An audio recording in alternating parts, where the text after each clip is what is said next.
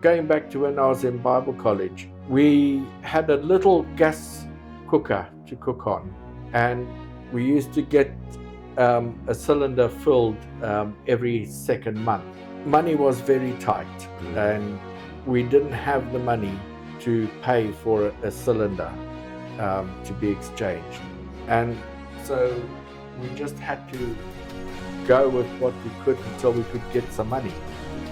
And for another 2.5 months, our cylinder never ran out of gas. Wow. So it lasted for double plus the time that the cylinders normally lasted for. And that can only be because God filled it up, a bit like the widow of Zarephath. Yes.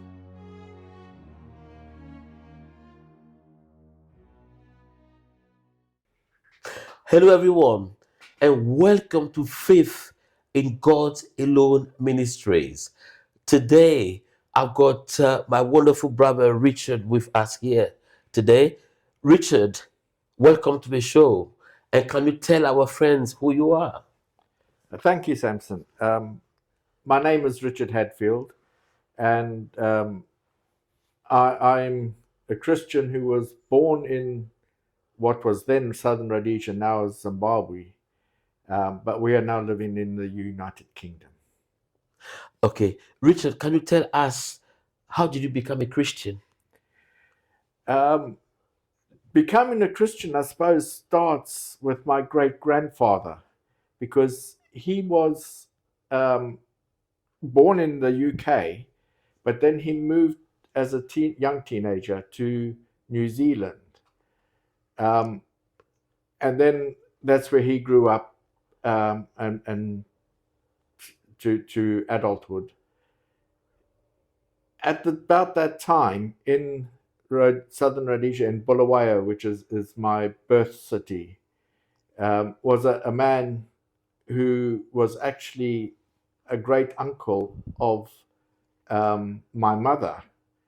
And he sent a message back to New Zealand challenging the churches in New Zealand to send a missionary out to Zimbabwe for Christ's service. And the person who answered that call was my paternal great-grandfather. And he arrived in Bulawayo in 1906. And he started about 3 churches in Bulawayo, I think it was, as well as a couple of mission stations outside of Bulawayo. And our family has been in the church ever since. And so I went to church as a babe in arms and grew up it was just natural to me to believe that there is a God and to believe in Jesus. But when I was about 13, I felt a conviction that I needed to make some sort of commitment. And so that's when I accepted Christ as my Savior and was baptized into His name. Yes, well, that's powerful testimony. I understand that at some point you were a pastor. Yes. How your calling to ministry? How did it happen? We were actually at a very good friend's birthday party, and I had, as a teenager, I'd been a part of a youth group in the church, and the leader of the youth group encouraged us older boys in the group to take part in the worship service that the youth group attended once a month in the evening service. And so we started off preaching probably 10-minute sermons or so, and we had 2 of us preach a sermon at each meeting. But then as I grew older, I would preach an occasional time for the worship service at the church. And at this party, the mother of the house she said to me, "Why don't you go and become a pastor?" And I thought about it and agreed, discussed it with my wife, and so it happened. We then discussed it with the pastor, our own pastor, and we went off to Harare with my wife Val working to bring an income into the house. And I was a full time student at Bible college for 3 years, following which we moved to a church where I was a pastor for 3 years.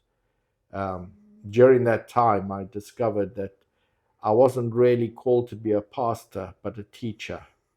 And so I left being a full time pastor to remain teaching in God's service, but um, doing a secular job as well. Because following your testimony, you're coming from a long line of missionaries. Do you see yourself as a missionary as well, or a teacher? More of a teacher. I believe that God has gifted me with the ability to teach. He has not gifted me with the ability to pastor. And there is a big difference. Some people think that a pastor is just a teacher, but that's not true.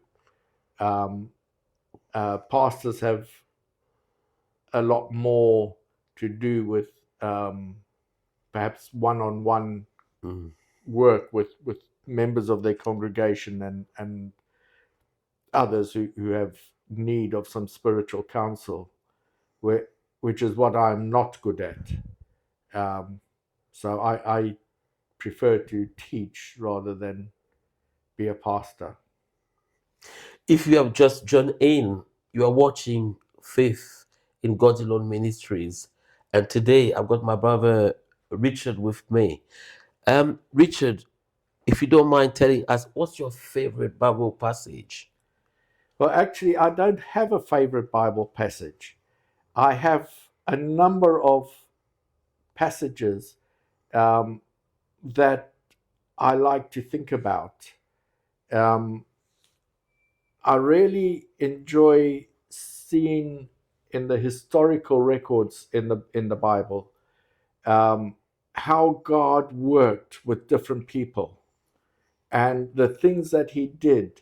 So for example, in First Kings, God was there was a period of the divided kingdom, and the Moabites rose up against the kingdom of Jerusalem, of Israel, sorry, and he went to the king of Judah, and they formed an alliance.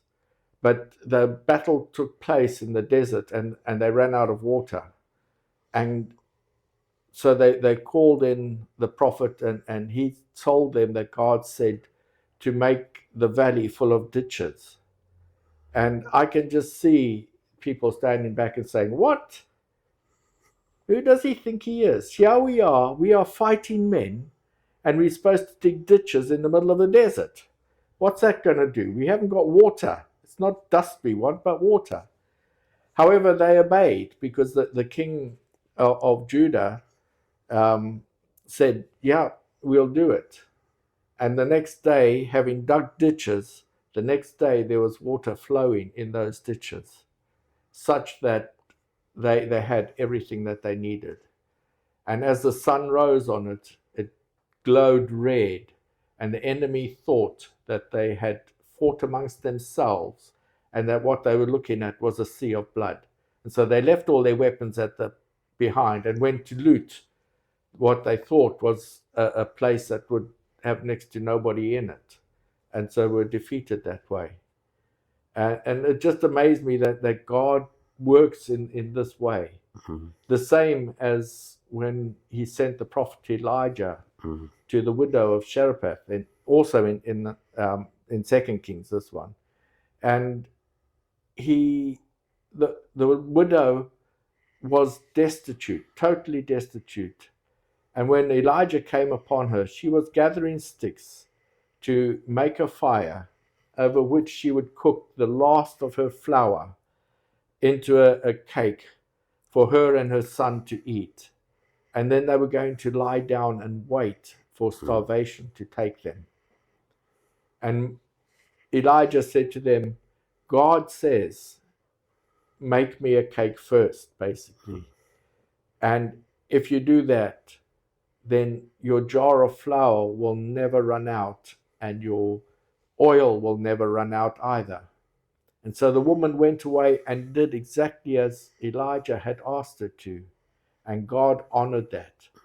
And until the drought was over and she was able to be back on her own 2 feet, sort of thing, her jar of flour never ran out and her oil never ran out. And, you know, God works in so many different ways that I just love looking at those sort of stories, like Gideon having his army whittled down to way less than what would be considered capable of going against another army, and yet they were victorious because of the way God worked with them.